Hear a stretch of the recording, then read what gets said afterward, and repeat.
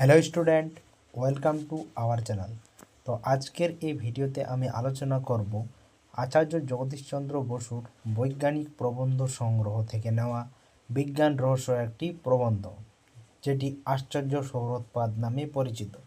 এটি তোমাদের BA first semester ছাত্রছাত্রীদের বাংলা মাইনর পেপারের একটা অংশ।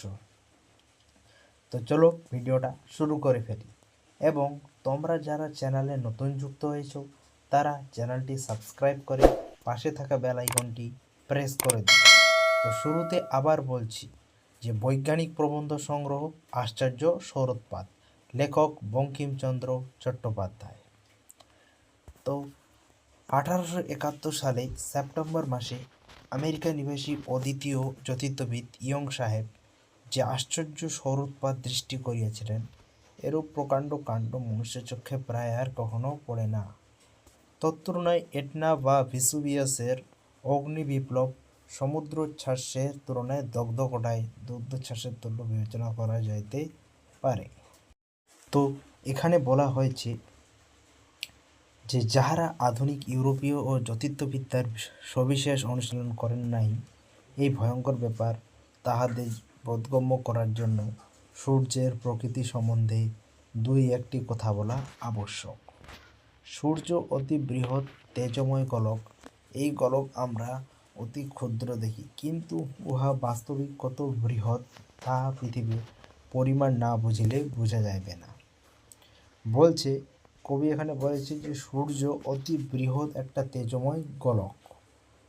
এই গোলক আমরা অতি ক্ষুদ্র দেখে থাকি, কিন্তু ইহা বাস্তবে যে কত বড় তাহা পৃথিবীর পরিমাণ না বুঝলে বোঝা যাইবে না। সকলে জানেন যে পৃথিবীর ব্যাস 7091 মাইল। যদি পৃথিবীকে 1 মাইল দীর্ঘ এবং 1 মাইল প্রস্থ এমতো খণ্ডে খণ্ডে ভাগ করা যায়, তাহা হইলে 19,66,26,000 এরূপ কী পাওয়া যায়? বর্গমাইল পাওয়া যায়। 1 মাইল দীর্ঘে 1 মাইল প্রস্থে এবং 1 মাইল ঊর্ধ্বে এরূপ এত ভাগ পাওয়া এখানে যায়। আশ্চর্য বিজ্ঞান বলে পৃথিবীকে ওজন করাও গিয়াছে। ওজনে পৃথিবী যত টন হইয়াছে তাহা নিম্ন অঙ্কের দ্বারা একটা লিখিলাম। বলেছে এত সংখ্যা 1 টন 27 মণের অধিক। এই সকল অঙ্ক দেখিয়া মন কি হয়ে যায়? অস্থির হয়ে যায়। পৃথিবী যে কত বৃহৎ তাহা বুঝিয়া উঠিতে পারি না। এক্ষণে যদি বলি যে এমতো অন্য কোনো গ্রহ বা নক্ষত্র আছে যে তাহা পৃথিবী অপেক্ষা 13 লক্ষ গুণে বৃহৎ, তবে কে না কি হবে? বিস্মিত হবে। কিন্তু বাস্তবিক সূর্য পৃথিবী হইতে 13 লক্ষ গুণে বৃহৎ। 13 লক্ষটি পৃথিবী একত্র করিলে সূর্যের আয়তনের সমান হয়। নেক্সট, তবে আমরা সূর্যকে এত ক্ষুদ্র দেখি কেন? উহার দূরতাবশত পূর্বতন গণনা অনুসারে সূর্য পৃথিবী হইতে সাধ্য 9 কোটি মাইল দূরে স্থিত বলিয়া জানা ছিল। আধুনিক গণনায় স্থির হইয়াছে যে এত মাইল অর্থাৎ 1,14,64,69,700 যোজন পৃথিবী হইতে সূর্যের দূরত্ব। বলেছি এই যে ভয়ঙ্কর দূরতা অনুমেয় 12 সহস্র পৃথিবী শ্রেণী পরম্পরায় বিন্যস্ত হইলে পৃথিবী হইতে সূর্য পর্যন্ত পায় না। এই দূরতা অনুভব করিবার জন্য একটা উদাহরণ দিই। বলেছি ওসমানীয় দেশের রেলওয়ে ট্রেন ঘন্টায় 20 মাইল যায়। যদি পৃথিবী হইতে সূর্য পর্যন্ত রেলওয়ে হইত, তবে কতকালে সূর্যলোকে যাইতে পারিতাম? উত্তর, যদি দিন রাত্রি ট্রেন অবিরত ঘন্টায় 20 মাইল চলে, তবে 520 বৎসর 6 মাস 16 দিনে সূর্যালোকে পৌঁছানো যায়। বলছে 520 বৎসর 6 মাস 16 দিনে সূর্যালোকে পৌঁছানো যায়। অর্থাৎ যে ব্যক্তি ট্রেনে চড়িবে তাহার পূর্বপুরুষ সেই ট্রেন থেকে কি হইবে? গত হয়ে পৌঁছবে। অর্থাৎ যে ব্যক্তি ট্রেনে চড়িবে তাহার সপ্তদশ পুরুষ ওই ট্রেন থেকে গত হইবে। নেক্সট বলেছি এক্ষণে পাঠক বুঝিতে পারিবেন যে সূর্যমণ্ডল মধ্যে যা অনুভব ক্ষুদ্রাকৃতি দেখি তাহাও কিন্তু বাস্তবিক অতি বৃহৎ। যদি সূর্য মধ্যে আমরা একটি বালির মতো বিন্দু দেখিতে পাই, তবে তাহাও লক্ষ ক্রোশ বিস্তার হইতে পারে। কিন্তু সূর্য এমনই প্রচণ্ড রশ্মিময় যে তাহার গায়ে বিন্দু বিসর্গ কিছু দেখিবার সম্ভাবনা নেই। সূর্যের প্রতি চাহিয়া দেখিলেও অন্ধ হইতে হয়। কেবল সূর্যগ্রহণের সময় সূর্যতেজ চন্দ্রান্তরালে লুকায়িত হলে তৎপ্রতি দৃষ্টি করা যায়। তখনও সাধারণ লোকের চক্ষুর উপর কালিমাখা কাঁচ না ধরিয়া ঋতুতেজা সূর্যপ্রতি চাহিতে পারে না। বলেছে সেই সময় যদি কালিমাখা কাঁচ ত্যাগ করিয়া উত্তম দূরবীক্ষণ যন্ত্রের দ্বারা সূর্যপ্রতি দৃষ্টি করা যায় তবে কতকগুলি আশ্চর্য ব্যাপার কি হবে দেখা যেতে পারে। পূর্ণগ্রাসের সময় অর্থাৎ যখন চন্দ্রান্তরালে সূর্যমণ্ডল লুকায়িত অর্থাৎ পূর্ণগ্রাসের সময় যখন চন্দ্রান্তরালে সূর্যমণ্ডলটা কী হয়ে যায় লুকিয়ে যায় তখন দেখা যায় যে মণ্ডলের চারিপার্শ্বে অপূর্ব জ্যোতিষময় কিরীটিমণ্ডল তাহাকে কী রয়েছে ঘেরিয়া রহিয়াছে। ইউরোপীয় পণ্ডিতেরা ইহাকে আবার কী বলে ডাকেন? করোনা বলে ডাকেন। এই লাইনটা থেকে একটা ভালো প্রশ্ন আসবে। কিন্তু এই কিরীটিমণ্ডল ভিন্ন আর এক অদ্ভুত বস্তু কখন দেখা যায়? কিরীটিমূলে ছায়াবৃত সূর্যের অঙ্গের উপরে সংলগ্ন অথচ তাহার বাহিরে কোনো দুর্গেশু পদার্থ উদ্গত দেখা যায়। ওই সকল উদ্গত পদার্থ দেখিতে এত ক্ষুদ্র যে তাহা দূরবীক্ষণ যন্ত্র ব্যতিরেকে দেখা যায় না, কিন্তু দূরবীক্ষণ যন্ত্রে দেখা যায় বলিয়াই তাহা বৃহৎ অনুমান করিতে হইতেছে। উহা কখন কখন দেখা যায় বা কখন অর্ধলক্ষ মাইল উচ্চ দেখা গিয়াছে। 6টি পৃথিবী উপর্যুপরি সাজাইলে এত উচ্চ হয় না। এই সকল উদ্গত পদার্থের আকার কখনো পর্বত শৃঙ্খবদ্ধ, কখনো বা অন্য প্রকার, কখনো সূর্য হইতে বিযুক্ত দেখা গিয়াছে। তাহার বর্ণ কখনো উজ্জ্বল রক্ত গোলাপি, কখনো নীল কপিস। পণ্ডিতেরা বিশেষ অনুসন্ধান দ্বারা স্থির করিয়াছেন যে এই সকল সূর্যের অংশ। প্রথমে কেহ কেহ বিবেচনা করিয়াছিলেন যে এই সকল সৌরপর্বত, পরে সূর্য হইতে তাহার বিয়োগ দেখিয়া সে মত ত্যাগ করিলেন। এক্ষণে নিঃসংশয়ে প্রমাণ হইয়াছে যে এই সকল বৃহৎ পদার্থ সূর্যগর্ভ হইতে উৎক্ষিপ্ত হয়ে থাকে। যেরূপ পার্থিব আগ্নেয়গিরি হইতে দ্রব্য বা বায়বীয় পদার্থ সকল উৎপতিত হইয়া গিরিশৃঙ্গের উপরে কি হয় মেঘাকারে দৃষ্ট হইতে পারে, এই সকল সৌরমেঘ তদ্রূপ। বলছে উৎক্ষিপ্ত বস্তু যতক্ষণ না সূর্য পরিপূর্ণ পতিত হয় ততক্ষণ পর্যন্ত স্তূপ আকারে পৃথিবী হইতে লক্ষ্য হইতে হয়। নেক্সট, এক্ষণে পাঠক বিবেচনা করিয়া দেখুন যে এইরূপ একখানি সৌর মেঘ বা স্তূপ দূরবীক্ষণে দেখিলে কি বুঝিতে হয়? বুঝিতে হয় যে এক প্রকাণ্ড প্রদেশ লইয়া এক বিষম বিপ্লব উপস্থিত হইয়াছে। সেই সকল উৎপাতকালে সূর্যগর্ভ নিক্ষিপ্ত পদার্থরাশি এতাদৃশ্য বহুদূর ব্যাপী হয় যে তন্মধ্যে এই পৃথিবীর ন্যায় অনেকগুলি কী হচ্ছে পৃথিবী ডুবিয়া থাকিতে পারে। বলেছে এইরূপ সৌরোৎপাত অনেকেই প্রফেসর ইয়ংয়ের পূর্বে অর্থাৎ আগেও তিনি কী করেছেন দেখিয়াছেন, কিন্তু প্রফেসর ইয়ং যাহা দেখিয়াছেন তাহা আবার বিশেষ বিস্ময়কর। বেলা 2 প্রহরের সময় তিনি সূর্যমণ্ডল দূরবীক্ষণ দ্বারা আবেক্ষণ করিতেছিলেন। তৎকালে গ্রহণাদি কিছু ছিল না। পূর্বে গ্রহণের সাহায্য ব্যতীত কেউ কখন এই সকল ব্যাপার নয়নগোচর করে নাই, কিন্তু ডাক্তার হাগিন্স প্রথমে বিনা গ্রহণে এ সকল ব্যাপার দেখিবার উপায় প্রদর্শন করেন।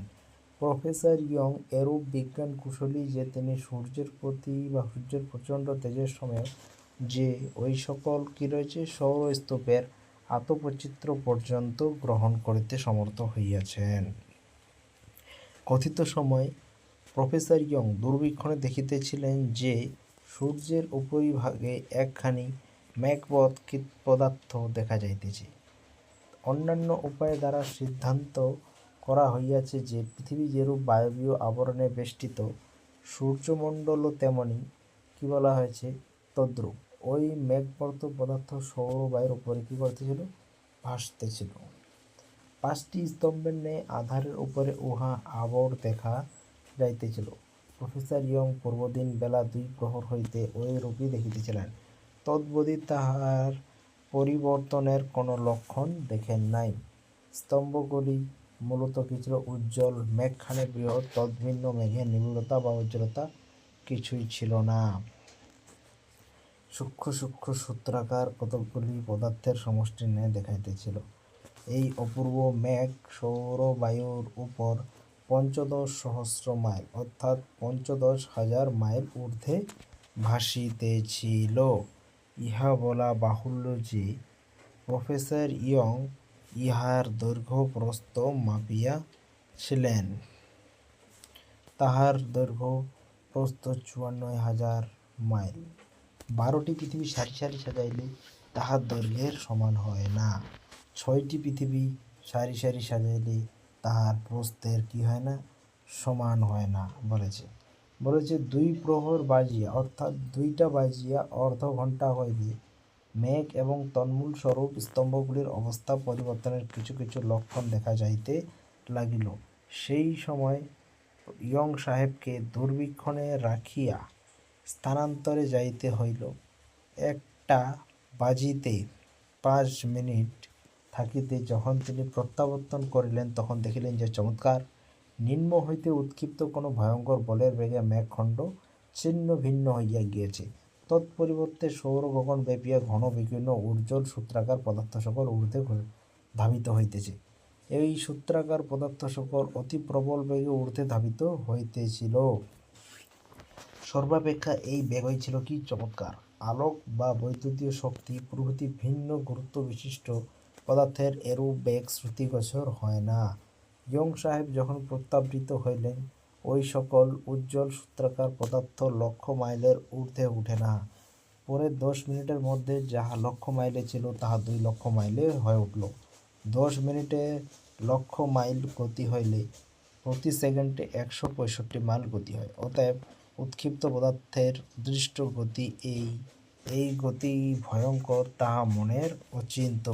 বলেছে কামানের গোলা অতি বেগবান হইলেও কখনো ১ সেকেন্ডে অর্ধ মাইল যাইতে পারে না। বলেছে কামানের গোলা বেগবান বা গতিবেগ হলেও ১ সেকেন্ডে অর্ধেক মাইলও যেতে পারে না। সচরাচর কামানের গোলার বেগের বহু শতগুণ এই সৌর পদার্থের বেগ, এ কথা বলিলে অত্যুক্তি হইবে না। ২ লক্ষ মাইল ঊর্ধ্বেতে এই বেগ দেখা গিয়াছিল। যে উৎক্ষিপ্ত পদার্থ ২ লক্ষ মাইল ঊর্ধ্বে এত বেগবান ও নির্গমকালে তাহার বেগ কিরূপ ছিল সকলেই জানেন। যে আমরা একটা স্টকখণ্ড ঊর্ধ্বে কি করি, নিক্ষেপ করি, তাহা হইলে যে বেগে তাহা নিক্ষিপ্ত হয় সেই বেগ শেষ পর্যন্ত থাকে না, ক্রমে মন্দীভূত হইয়া পরিশেষে একেবারে বিনষ্ট হইয়া স্টকখণ্ড কি হয়ে যায়, ভূপতিত হয়। স্টক বেগের হ্রাসের ২ কারণ। প্রথম, পৃথিবীর কি হচ্ছে, মধ্যাকর্ষণী শক্তি। দ্বিতীয় হচ্ছে বায়ুজনিত প্রতিবন্ধকতা। এই ২ কারণেই সূর্যলোকে কি হয়, বর্তমান। যে বস্তু যত সরু তাহার মধ্যাকর্ষণী শক্তি তত কি রয়েছে, বলবতী রয়েছে। পৃথিবী অপেক্ষা সূর্যের মাধ্যাকর্ষণী শক্তির সূর্যের নাড়িমণ্ডলে ২৮ গুণ অধিক। তদুল্লঙ্ঘন করিয়া লক্ষ ক্রোশ পর্যন্ত যদি কোনো পদার্থ উত্থিত হয় তবে তাহা সূর্যকে ত্যাগ করে তৎকালে তাহার গতি প্রতি সেকেন্ডে কত ছিল, অবশ্যই ১৬৬ মাইল ছিল। ইহা গণনা দ্বারা সিদ্ধ। কিন্তু যদিও ওই বেগে উৎক্ষিপ্ত হইলে ক্ষিপ্ত বস্তু লক্ষ ক্রোশ উঠিতে পারিবে, তাহা যে ওই লক্ষ ক্রোশের শেষার্ধ লঙ্ঘনকালে প্রতি সেকেন্ডে ১৬৬ মাইল ছুটিবে এমত নয়। শেষার্ধ বেগ গড়ে ৬৫ মাইল মাত্র হইবে। প্রক্টর সাহেব গুডসওয়ার্থকে লিখিয়াছিলেন যে যদি বিবেচনা করা যায় যে সূর্যলোকে বায়বীয় প্রতিবন্ধকতা নাহি, তাহা হইলে এই উৎক্ষিপ্ত পদার্থ সূর্য মধ্য হইতে যে বেগে নির্গত হইয়াছিল তাহা প্রতি সেকেন্ডে ২৫৫ মাইল। কর্ণহিলের একজন লেখক বিবেচনা করিয়া যে এই পদার্থ প্রতি সেকেন্ডে ৫০০ মাইলের অধিক বেগে কি হয়েছিল, নিক্ষিপ্ত হয়েছিল। কিন্তু সূর্যলোকে যে বায়বীয় পদার্থ নাই এমত কথা বিবেচনা করিতে পারা যায় না। কি বলা হয়েছে, সূর্য যে গাঢ় বাষ্পমণ্ডল পরিবৃত তাহা নিশ্চিত হইয়াছে। প্রক্টর সাহেব সকল বিষয় বিবেচনা করিয়া স্থির করিয়াছেন যে পৃথিবীতে বায়বীয় প্রতিবন্ধকতায় যেরূপ বল সৌরবায়ুর প্রতিবন্ধকতায় যদি সেইরূপ বল হয়, তাহা হইলে এই পদার্থ যখন সূর্য হইতে নির্গত হয় তখন তাহার বেগ প্রতি সেকেন্ডে আনুমানিক সহস্র মাইল অর্থাৎ 1000 মাইল ছিল। এই বেগ মনের অচিন্ত। এরূপ বেগে নিক্ষিপ্ত পদার্থ 1 সেকেন্ডে ভারতবর্ষ পার হইতে পারে, 5 সেকেন্ডে কলিকাতা থেকে বিলাতে পৌঁছাতে পারে এবং 24 সেকেন্ডে অর্ধ মিনিটের ক্রমে পৃথিবী বেষ্টন করে আসিতে পারে। আর এক বিচিত্র কথা আছে, আমরা যদি কোনো হৃৎপিণ্ড ঊর্ধ্বে নিক্ষেপ করি, তাহা আবার ফিরিয়া আসিয়া পৃথিবীতে কি হয়, পড়ে। তাহার কারণ এই যে পৃথিবীর কি মধ্যাকর্ষণী শক্তির বল এবং বায়বীয় প্রতিবন্ধকতায় ক্ষেপণীর বেগ ক্রমে বিনষ্ট হইয়া যখন ক্ষেপণী একেবারে বেগহীন হয়, তখন মধ্যাকর্ষণের বলে পুনর্বার তাহা ভূপতিত হওয়া হয়। সূর্যলোকে অবশ্য তাহা হওয়া সম্ভব, কিন্তু মধ্যাকর্ষণী শক্তি বা বায়বীয় প্রতিবন্ধকতার শক্তি কখনো অসীম নয়, উভয়েরই সীমা আছে। অবশ্যই এমতো কোনো বেগবতী গতি আছে যে তার দ্বারা উভয়ের শক্তি পরাবৃত হতে পারে। এই সীমা কোথায় তাহা গণনা দ্বারা সিদ্ধ হইয়াছে। যে বস্তু নির্গমকালে প্রতি সেকেন্ডে 380 মাইল গমন করে, তাহা মধ্যাকর্ষণী শক্তি এবং বায়বীয় প্রতিবন্ধকতার বল অতিক্রম করিয়া যায়। অতএব উপরিবর্ণিত বেগমান উৎক্ষিপ্ত পদার্থ আর সূর্যলোকে ফিরিয়া আইসে না। সুতরাং প্রফেসর ইয়ং যে সৌরোৎপাত দৃষ্টি করেছিলেন বা দেখেছিলেন, তদুৎক্ষিপ্ত পদার্থ আর সূর্যলোকে ফিরে না, তাহা অনন্তকাল অনন্ত আকাশে বিচরণ করিয়া ধূমকেতু বা অন্য কোনো খেচর রূপে কি হয়, পরিগণিত হইবে। কি হইবে তাহা কে বলিতে পারে? প্রক্টর সাহেব সিদ্ধান্ত করেন যে উৎক্ষিপ্ত বস্তু লক্ষ্য ক্রোশ পর্যন্ত দৃষ্টিগোচর হইয়াছিল বটে, কিন্তু অদৃশ্যভাবে যে ততোধিক দূরে ঊর্ধ্বগত হয় নাই এ মত নহে। যতক্ষণ উহা উত্তপ্ত এবং জ্বালা বিশিষ্ট ছিল, ততক্ষণ তাহা দৃষ্টিগোচর হইয়াছিল। ক্রমে শীতল হইয়া অনুজ্জ্বল হইলে আর তাহা দেখা যায় নাই। তিনি স্থির করিয়া যে উহা 3.5 লক্ষ কি ছিল, মাইল ছিল বলেছেন, বা মাইল হয়ে উঠিয়াছিল। অতএব এই সৌরোৎপাত নিক্ষিপ্ত পদার্থ অদ্ভুত বটে, লক্ষ যোজন ব্যাপী মনোগতি এক নতুন সৃষ্টির আদি। তো এই ছিল তোমাদের বিএ সেকেন্ড সেমিস্টার ছাত্রছাত্রীদের বাংলা মাইনর পেপারের একটি বিজ্ঞান রহস্যমূলক পাঠ। তো আশা করছি ভিডিওটা তোমাদের খুব ভালো লেগেছে এবং তোমরা এই ভিডিওটা তোমাদের বন্ধু ও বন্ধুদের মধ্যে শেয়ার করে দিও এবং ভিডিওটি ভালো লাগলে একটি লাইক এবং কমেন্টে জানিও।